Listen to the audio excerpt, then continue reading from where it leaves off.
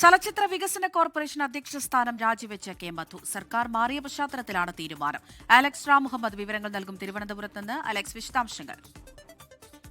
ഇതെല്ലാം സർക്കാർ മാറുന്ന പശ്ചാത്തലത്തിൽ അക്കാദമികളുടെ തലപ്പത്ത് ഇടതുപക്ഷ സർക്കാർ നിയോഗിച്ചവരും സ്ഥാനമൊഴിയുകയാണ്. അതിന്റെ ഏറ്റവും ഒടുവിൽ ചലച്ചിത്ര വികസന കോർപ്പറേഷൻ അധ്യക്ഷ സ്ഥാനത്ത് നിന്ന് കെ മധു രാജിവെച്ചിരിക്കുന്നു എന്നുള്ള വിവരമാണ് പുറത്തുവരുന്നത്. അദ്ദേഹം ചീഫ് സെക്രട്ടറിക്കും അതുപോലെ വകുപ്പ് മന്ത്രിക്കും അദ്ദേഹത്തിന്റെ രാജിക്കത്ത് കൈമാറിയിട്ടുണ്ട്. നമ്മൾ നേരത്തെ സൂചിപ്പിച്ചതുപോലെ സർക്കാർ മാറിയ പശ്ചാത്തലത്തിലാണ് നടപടി.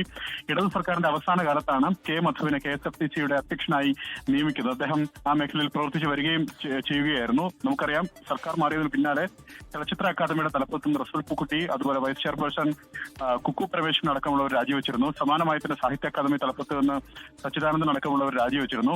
ആ തരത്തിൽ തന്നെ അക്കാദമികളുടെ തലപ്പത്ത് നിന്നുള്ള രാജിയും പുരോഗമിക്കുന്നുണ്ട്. ഇതിൽ കഴിഞ്ഞ ദിവസം നമ്മൾ സാംസ്കാരിക വകുപ്പ് മന്ത്രി PC വിഷ്ണുനാഥനോട് ചോദിച്ചിരുന്നു. അതായത് അക്കാദമികളുടെ തലപ്പത്ത് ആളുകളെ നിയോഗിക്കുന്ന കാര്യം എന്തായി എന്നുള്ള ചോദ്യം ചോദിച്ചിരുന്നു. അതിന്റെ അവസാനവട്ട മിനുക്കുപണിയിലാണ്. അതായത് ആളുകളെ പരിഗണിക്കുന്നുണ്ട്. അവസാനവട്ട ചർച്ചകളിലേക്ക് കടക്കുകയാണ് സർക്കാർ എന്നാണ് വകുപ്പ് മന്ത്രി അറിയിച്ചിട്ടുള്ളത്. എന്താണെങ്കിലും ചലച്ചിത്ര അക്കാദമിയിലും അതുപോലെ KSFTCയിലടക്കം തലപ്പത്ത് ആളുകളെ കൊണ്ടുവരുന്നതിനുള്ള നടപടികൾ UDF സർക്കാരിൽ പുരോഗമിക്കുന്നു. എല്ലാം ശരി.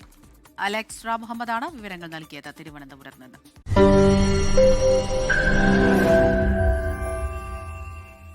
ലോകത്തെവിടെയായാലും ഏത് സമയത്തും 24 വാർത്തകളും ഓഗ്മെന്റഡ് റിയാലിറ്റി പാക്കേജുകളും എക്സ്പ്ലെയിനറുകളും വിശദമായി കാണാൻ ഞങ്ങളുടെ YouTube ചാനൽ നിങ്ങൾക്ക് സബ്സ്ക്രൈബ് ചെയ്യാം.